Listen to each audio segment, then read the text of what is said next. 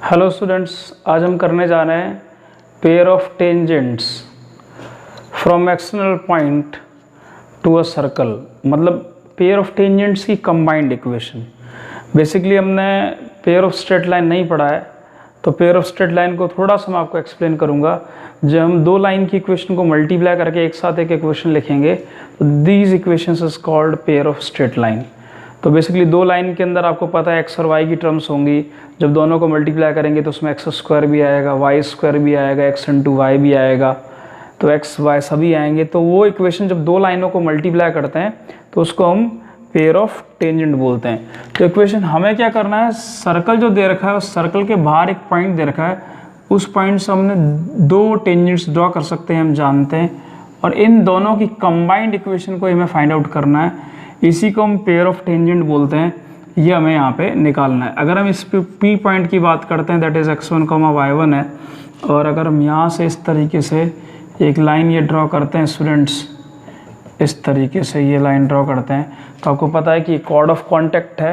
अगर हम इस सर्कल की इक्वेशन को ऐसे मान लें कि x square plus y square is equal to r square है, तो आपको पता है इस लाइन की इक्वेशन क्या हो जाएगी, x1 plus y1 minus r square is equal to 0। तो बेसिकली हमें क्या करना है, ये जो लाइन इधर इनफाइनाइट तक गई है, इस साइड भी इनफाइनाइट तक जाएगी, इन दोनों लाइनों के कंबाइंड इक्वेशन चाहिए।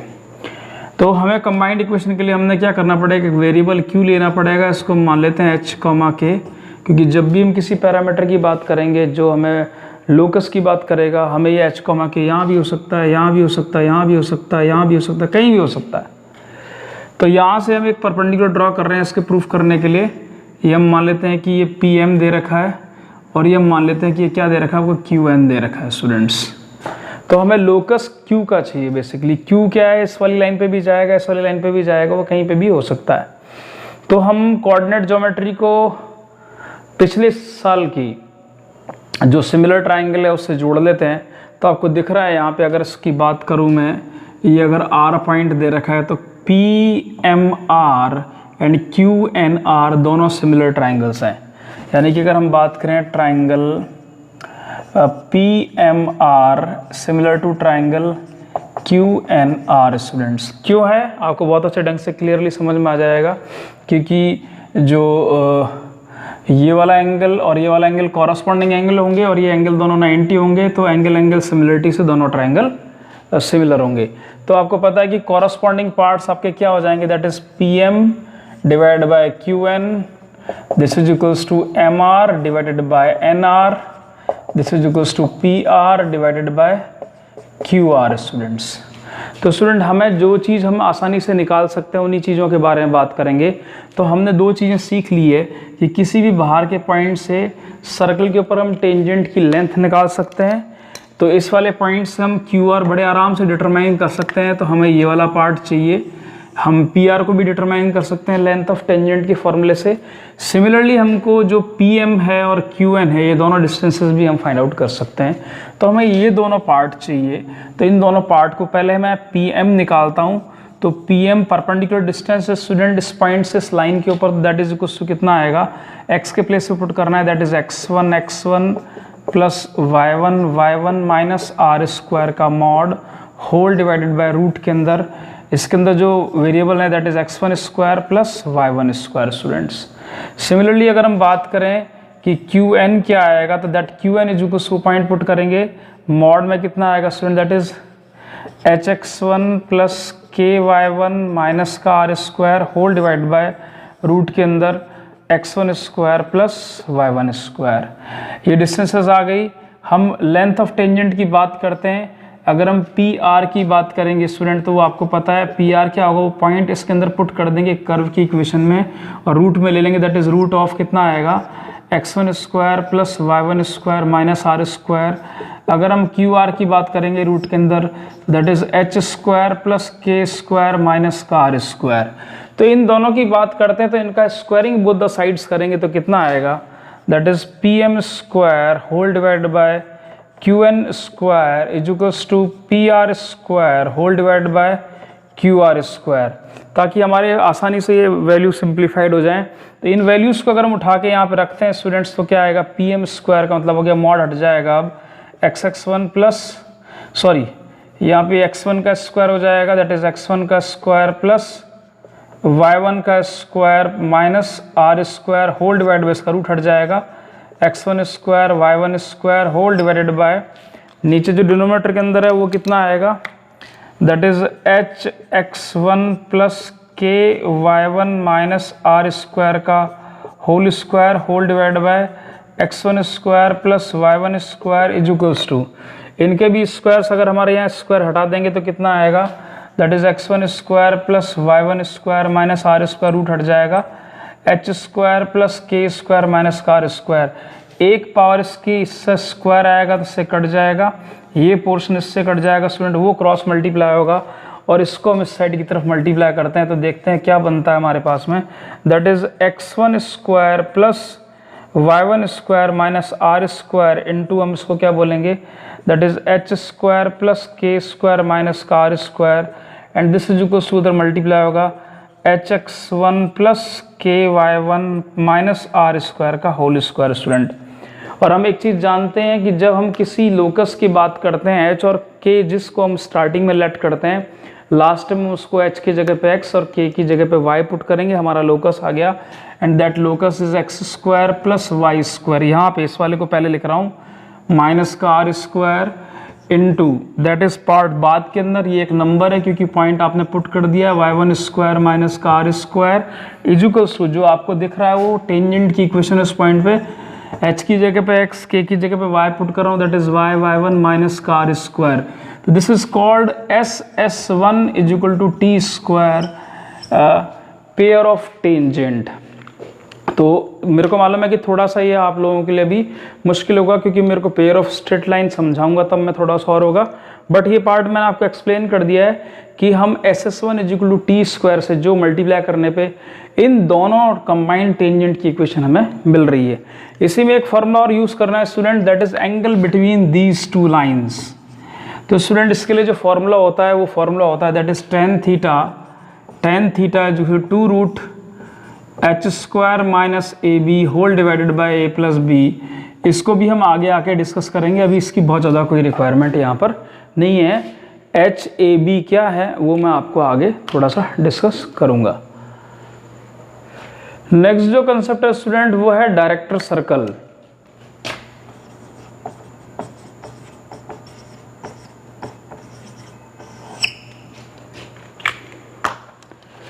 नेक्स्ट जो कंसेप्ट है स्टूडेंट वो है डायरेक्टर सर्कल। इसमें क्या होता है student, locus of a point from which we draw perpendicular tangent to a circle is called director circle. मतलब हम ऐसे सारे पॉइंट्स का लोकस निकालने की कोशिश करेंगे जिन पॉइंट्स हम क्या करें कि दो परपेंडिकुलर टेंजेंट्स ड्रॉ कर सकें उस सर्कल के ऊपर, तो उसे हम क्या बोलेंगे, डायरेक्टर सर्कल बोलेंगे। और वो इस तरीके से होगा, कॉन्सेंट्रिक होगा वो अपने ओरिजिनल सर्कल से। और ये क्या कहलाएगा, मतलब किसी भी पॉइंट से आपने टेंजेंट ड्रॉ की, ये ड्रॉ कर दी, ये टेंजेंट ड्रॉ कर दिया आपने स्टूडेंट, तो this angle is 90, this angle is 90, this angle is 90। हम इस सर्कल की इक्वेशन को अभी भी उसी तरीके से लेके चल देते हैं, x square plus y square is equal to r square, थोड़ा हमें आसानी रहेगा।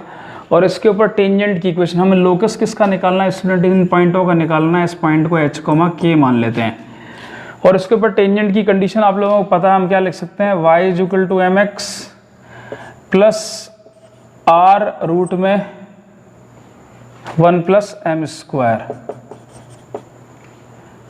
तो स्टूडेंट ये आपके पास में को पता है कि ये h कोमा के से पास कर रही है, तो h कोमा के से पास कराएंगे इसको, k इज इक्वल टू कितना आ जाएगा, m h plus r root में 1 प्लस एम स्क्वायर। इसको उधर लेके जाते हैं student, k minus m h is equals to r root में 1 plus m square, squaring both the sides that is k minus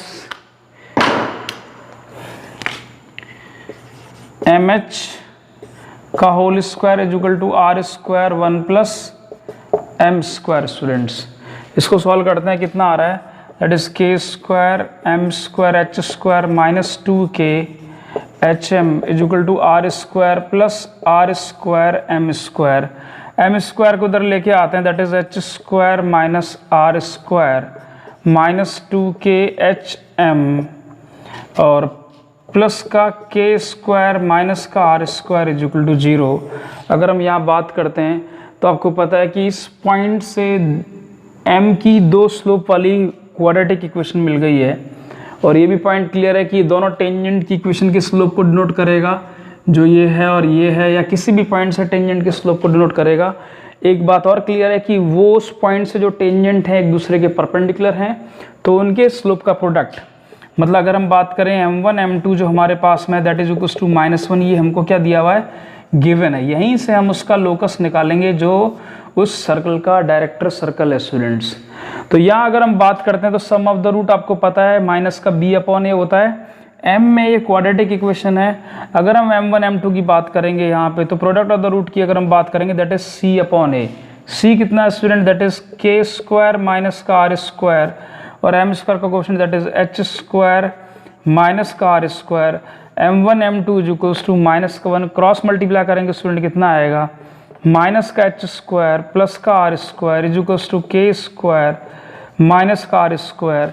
इसको हम और आगे सॉल्व करते हैं तो इस साइड लेके आते हैं तो क्या आएगा, that is h square plus k square is equal to 2r square. Again वही हमें डायरेक्टर सर्कल की इक्वेशन चाहिए तो हमने लोकस h k का निकाला है। h को हम x पुट करेंगे x स्क्वायर, k को y square, that is 2r square is called equation of a director circle. तो इट मीन्स जो भी सर्कल होगा, जो डायरेक्टर सर्कल होगा, हमें डायरेक्ट याद रखना है, प्रूफ याद नहीं रखना है। तो जो भी सर्कल होगा वो सर्कल उस पहले वाले सर्कल की रेडियस का √2 टाइम्स होगा। √2 टाइम्स, 2 टाइम्स नहीं है, कितने टाइम्स है, √2 टाइम्स है। इस बात का ध्यान रखना है आपने, दैट इज √2, मतलब अगर हम बात करेंगे रेडियस कितना होगा, दैट इज √2r का होल स्क्वायर स्टूडेंट्स। नेक्स्ट जो कंसेप्ट स्टार्ट होता है student that is common tangents to 2 circle. बहुत ही इंपॉर्टेंट कंसेप्ट है सर्कल के ऊपर।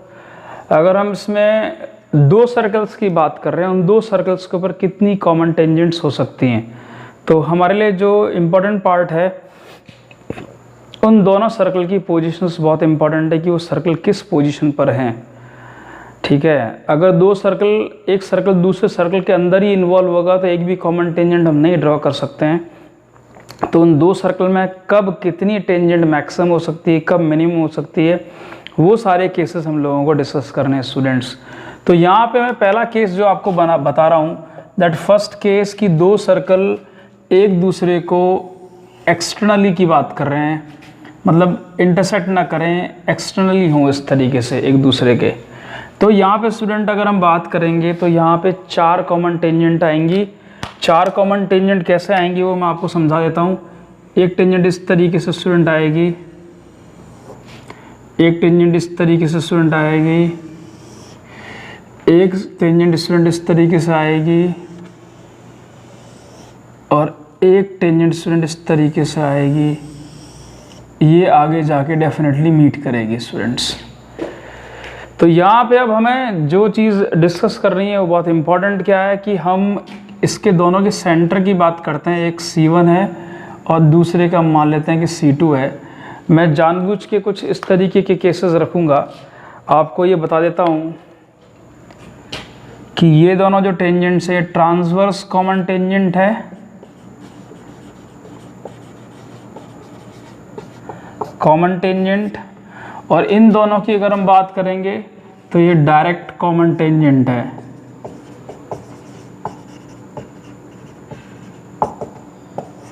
तो हमें इन दोनों के बारे में थोड़ा डिस्कशन करना है, ये किस तरीके से हमें मिलेंगी।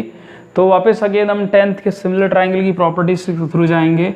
हम इससे एक परपेंडिकुलर ड्रॉ करते हैं जहाँ ये टचिंग पॉइंट है और सर्कल के जो दोनों सेंटर्स होते हैं वो इन दोनों के इंटरसेक्टिंग पॉइंट से ही गुजरेंगे। इसका भी प्रूफ है मैथमेटिक्स के अंदर, लेकिन अभी उसका बताने का मेरे पास टाइम नहीं स्टूडेंट, तो मैं उस चीज़ को एक्सप्लेन कर सकूं। एक चीज़ क्लियर है कि ये दोनों एंगल वर्टिकली अपोजिट एंगल हो गए। अगर हम इस पॉइंट को बोलते हैं कि ये P है, इसको फाइंड आउट करना है, और अगर ये C1 C2 है, इसको मान लेते हैं कि ये आपका A और ये B दे रखा है आपको टचिंग पॉइंट। तो स्टूडेंट जो ट्राइंगल है आपका, that triangle C1PB is similar to triangle C2PA, क्योंकि ये वर्टिकली अपोजिट एंगल हो गया, एक 90 हो गया ये दोनों एंगल, तो इसलिए दोनों ट्राइंगल एंगल से सिमिलरिटी है। तो हमें बेसिकली क्या होगा, अगर मान लो कि सर्कल के सेंटर के कोऑर्डिनेट आपको दे रखे हैं x1, y1, और C2 जो सर्कल दे रखा है उसके सेंटर के कोऑर्डिनेट दे रखे हैं आपको x2, y2, और ये आपको पता है कि ये वाला रेडियस R2 है और ये वाला रेडियस अगर आपका R1 है, तो हमें P पॉइंट के कोऑर्डिनेट किस तरीके से फाइंड आउट करेंगे उसको हम थोड़ा देखने जा रहे हैं। अगर मैं आपसे बात करूंगा तो यहाँ पे C1P whole divide by C2P is equals to PB upon PA and this is equals to C1B whole divide by C2A होगा। तो C1P और C2P अगर हमको मिल जाए स्टूडेंट तो हमारी बात बहुत अच्छे ढंग से बन सकती है, क्योंकि इन दोनों का रेशियो अगर हमें मिल गया तो दोनों कोऑर्डिनेट दिए P पॉइंट का कोऑर्डिनेट बड़े आसानी से आएगा, और वो इस तरीके से आएगा, मैं आपको बता रहा हूँ। जो PA है C1B कितना है आपका student, that is C1B is R1 and C2A is R2। तो यहाँ से क्लियर हो गया कि C1P whole divide by C2P is equals to कितना आएगा, R1 रेशियो R2। ध्यान रखना रेशियो है, मैं यहाँ पे लिखूंगा R1 रेशियो R2। तो कई बच्चे बड़ा गलतफहमी में रहते हैं कि डिस्टेंस R1 है, सर ने ये R1 कैसे लिख दिया, ये R2 है, ये R2 कैसे लिख दिया। तो वो मैं रेशियो लिख रहा हूँ यहाँ पे, ध्यान रखना मैंने रेशियो लिखा है। और जब भी हम सेक्शन फार्मूला लेते हैं तो यहाँ M1 M2 जब लेते हैं तो वो भी रेशियो होते हैं। This is not the value of this distance, ये इस डिस्टेंस की वैल्यू नहीं है, वो रेशियो है उसका बेसिकली। तो हम अगर ये एक लाइन जो है P पॉइंट से डिवाइडेड है और ये इसको R1 रेशियो R2 में डिवाइड कर रही है, जो हमने देख लिया है, तो इसको हम कैसे लिखेंगे, that is R1x2 plus R2x1 whole divided by R1 plus R2। Similarly दूसरे वाले में आएगा R1y2 plus R2y1 whole divided by R1 plus R2। External point student आप लोगों के पास में आ गया है, तो आप इस टेंजेंट की इक्वेशन को बड़े आराम से लिख सकते हैं, जो हम पीछे देख चुके हैं कि एक्सटर्नल पॉइंट। सिमिलरली ये जो लाइन ज्वाइनिंग वाली होती है स्टूडेंट्स, आगे जाके इसको मीट करती है, ये जहाँ मीट करेगी वहाँ इसको एक्सटर्नल डिवाइड करेगी, और उस पॉइंट का जो कोऑर्डिनेट होगा वो कोऑर्डिनेट होगा students R1x2 minus R2x1 whole divided by R1 minus R2। Similarly R1y2 minus R2y1 whole divided by R1 minus R2 student. तो एक्सटर्नल डिवीजन से उस वाले पॉइंट से भी हम किसी भी पॉइंट लाइन की इक्वेशन लिखेंगे, इस पॉइंट को लेकर M लेकर, और सेंटर से उसकी डिस्टेंस रेडियस के इक्वल कर देंगे। अगर मैं इस सर्कल की इक्वेशन को इसके हिसाब से अगर बात करूंगा तो कैसे लिखूंगा आप लोगों को पता पड़ना चाहिए। x माइनस x1 का square plus y minus y1 का square is equal to R1 square, जो सेंटर रेडियस फॉर्म थी हमारे सर्कल की सबसे पहले। सिमिलरली यहाँ पे आएगा x माइनस x2 का whole square y minus y2 का whole square is equals to R2 square. तो सर्कल की इक्वेशंस वहाँ से ली गई हैं। ये 4 कॉमन टेंजेंट्स के बारे में मैंने स्टूडेंट्स आप लोगों को यहाँ पे डिस्कस कर दिया है। मेरे ख्याल से आज इस वाले लेक्चर में इतना ही बहुत है। कुछ क्वेश्चंस मैं इसकी कोशिश करूँगा आपको दूंगा, और कल ही आपको एक लेक्चर डिलीवर कर दूंगा स्टूडेंट। That's all students.